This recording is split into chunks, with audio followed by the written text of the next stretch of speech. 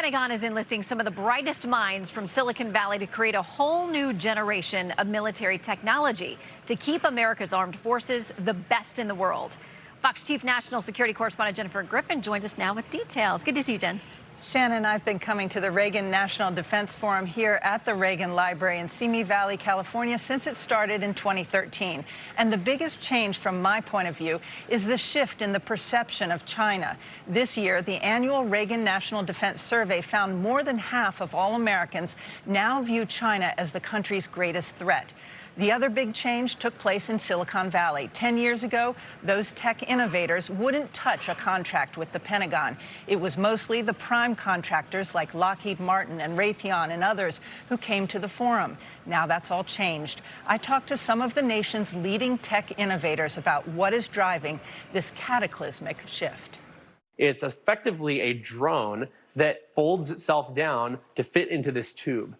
And I can mount this tube on a helicopter, on a truck, on a boat, or even just carry it around. I push a button, and this drone is ejected out of the tube. Palmer Luckey favors Hawaiian shirts over camouflage. The California college dropout made his first $1 billion at age 21, designing virtual reality headsets for gamers. Now he makes weapons for the Pentagon. I was 19 years old, living in a camper trailer, putting myself through school. But it was his experience in China and getting fired by Facebook that made him shift gears and start building weapons to fend off China in the future. Were you burned by China? We were having our IP stolen all of the time. We were being spied on all of the time. Now he and a small group of Silicon Valley defense startups are trying to revolutionize the way the Pentagon does business, saving the taxpayer money and confronting the world's autocrats. I wanted to get people out of working on augmented reality mustache emojis and put them to work on building autonomous weapons that would keep the United States safe and deter aggression from dictators around the world. 3 years before Russia's invasion, he met Ukraine's President Volodymyr Zelensky in New York to tell him about his company Anduril and its Sentry technology, which the U.S. government was already using to track illegal migrants coming across the southern border. He wonders if history would have been different if Ukraine had had his technology. We would have been able to potentially provide targeting information to long-range precision fires that could have stopped Russia in their tracks before they got to any of these civilian-populated areas. 2 weeks after Russia's invasion, Anduril ghost drones began operating in Ukraine. Without any tools, I can take the rotors off, I can take the payloads off. So someone can put this in their backpack. You can literally mount it into a backpack. You can actually carry a couple of them in a backpack. And now Ukraine is also using his counter-drone technology. It accelerates to speeds of up to 188 miles an hour and runs into the other drone, busting it into a whole bunch of tiny pieces of plastic. It costs 1/100th of the price or less of missiles that have been used to engage drones otherwise. The Pentagon is taking note, learning how these high-tech autonomous systems are changing the battlefield, giving Ukraine the edge for pennies on the dollar. We will be able to spend less money countering Russia because of the money we have spent on Ukraine burning down the capacity that they've had since the days of the Soviet Union. When he started Anduril in 2017, Silicon Valley engineers refused to work with the Pentagon.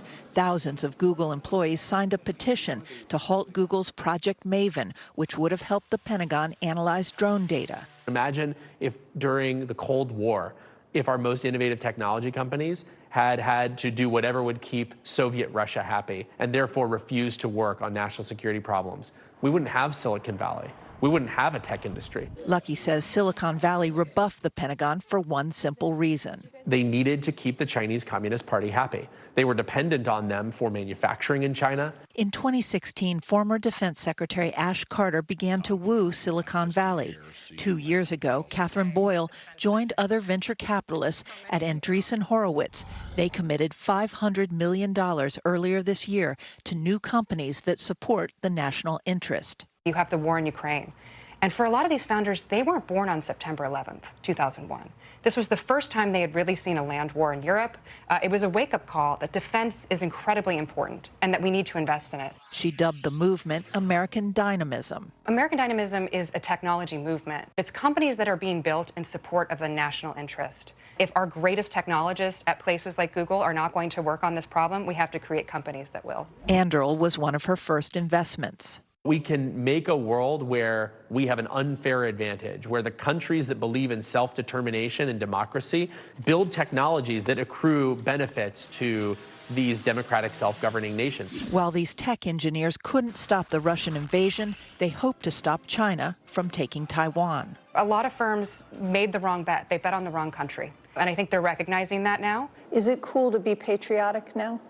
Is it cool to be patriotic? I mean, it's always been cool to be contrarian, and I think right now it's been a little contrarian to be very patriotic.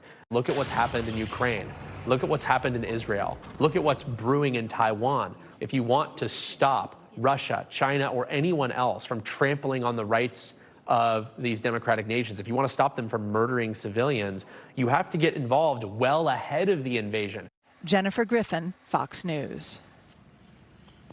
That is it for today. Thank you for joining us for our State of Defense special live here at the Ronald Reagan Presidential Library and Museum.